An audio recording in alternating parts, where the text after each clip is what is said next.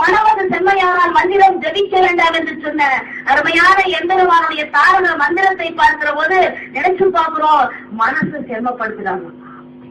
இதற்கு என்ன வழி என்பதைத்தான் அத்தனை ஞானிகளும் மகான்களும் வைத்தார்கள்.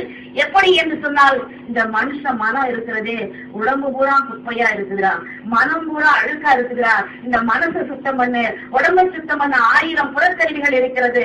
மனதை சுத்தம் பண்ணுவதற்கு என்ன வழி என்று சொன்னால், மனதை செம்மையாக்க என் சித்தனுடைய நாமத்தை சொல்லி என்று சொன்னார்கள். இன்னைக்கு மனுஷன் வாழ்க்கையில் 1000 தவறுகள் செய்கிறோம். மறுமுறை 2 வாசகத்துல வள்ளல் பெருமான் சொல்லுவாரு, 72 வரிகளிலே அருமையான வார்த்தைகளை சொல்லுவாரு. இதுல ஏதாவது ஒண்ணு கூட நாம செய்யாதவங்க நிச்சயமா இருக்கவே முடியாது.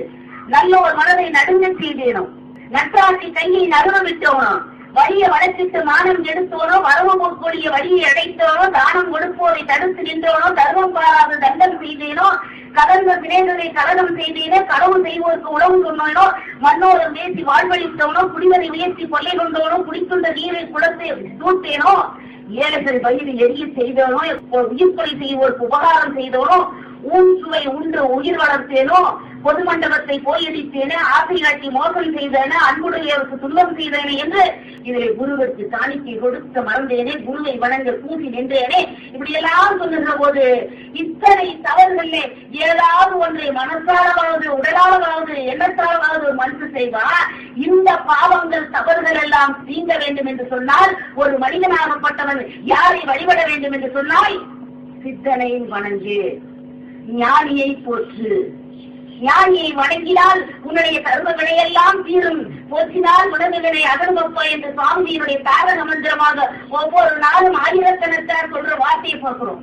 அப்ப எது நமக்கு தேவைன்னு சொன்னா, சித்தருடைய நாமத்தை சொல்ல வேண்டும். இன்றைக்கு மனித மனதிற்குள்ளே 1000 குப்பைகள் சூழ்ந்து கொண்டிருக்கிற இந்த சூழ்நிலையிலே மனிதன் மனிதனாக அல்ல, மனிதன் புனிதனாக வாழ்வதற்கு எதிராக கிடைத்திருக்கிறது என்று சொன்னால், எந்திரமான் சித்தருடைய நாமத்தை சொல்லுங்கள். இன்றைக்கு குப்பைகளை சுமந்து கொண்டிருக்கிற மனித மனங்களுக்குள்ளே மனம் மாற்றியுங்கள் வேண்டும் என்று சொன்னால், மனித மனம் பண்பட வேண்டும் என்று சொன்னால், நமக்கு என்ன தேவைனா, அருமையான எம்பெருமானுடைய நாமத்தை செய்யுங்கள்.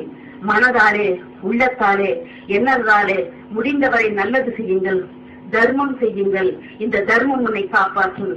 இதைத்தான் சித்தர்கள் சொல்கிறார்கள். பொய் சொல்லாதே, களவு சொல்லாதே, ஆசரிக்காதே, வீணாக்க கொண்டு தெரியாதே, மெய்யல்ல பொய் வாழ்வு பொய்கூடு, காணாத வாழையை கண்டு கொண்டால் காட்சி காணலாமாகாயம் ஆளலாமே. இப்படி வார்த்தைகளை சொல்லுகிறார்கள் சித்தர்கள். இல்லை இல்லை, பணத்தின் மீது பற்று வைக்காதே அப்படின்னு சொன்னாங்க சித்தர்கள்.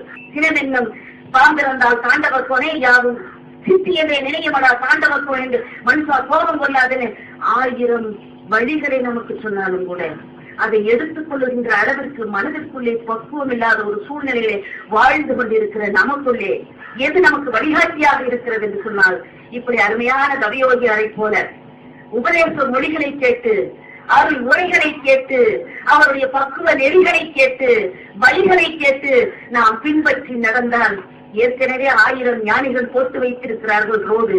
நாம புதுசா ஒண்ணு போட வேண்டாம். போட்ட ரோட்ல மனுஷன் சரியா நடந்தாலே போதும், வாழ்க்கை செம்மைப்படும். அப்படிப்பட்ட அற்புதமான பாதைகளை நம்முடைய முன்னோர்கள் காட்டி இருக்கிறார்கள். அந்த வாழ்க்கையில நாம எல்லாம் நடக்கலாம். எல்லாருக்கும் கஷ்டம் இருக்கிறது, துன்பம் இருக்கிறது. நீங்க நினைக்கலாம், உங்களுக்கு என்னமா சொல்லிட்டு போயிருங்க, எனக்குள்ளே 1000 பிரச்சனைகள் இருக்குது நீங்க நினைக்கலாம். பிரச்சனை இல்லாத மனுஷன் உலகத்துல யாருமே இல்லைங்க. எல்லாருக்கும் கஷ்டம் இருக்கதான் செய்யுது.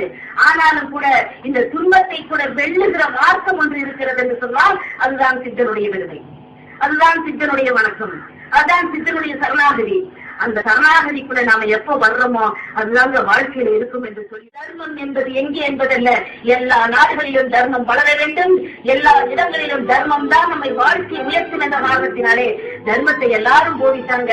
அதைத்தான் இந்த ஞான வேதமும் தர்மம் செய் நெஞ்சம் ஆனந்த பூந்தோப்பு, வாழ்வில் நல்லவர் என்றும் கெடுவதில்லை, இது 4 மறை தீர்ப்பு.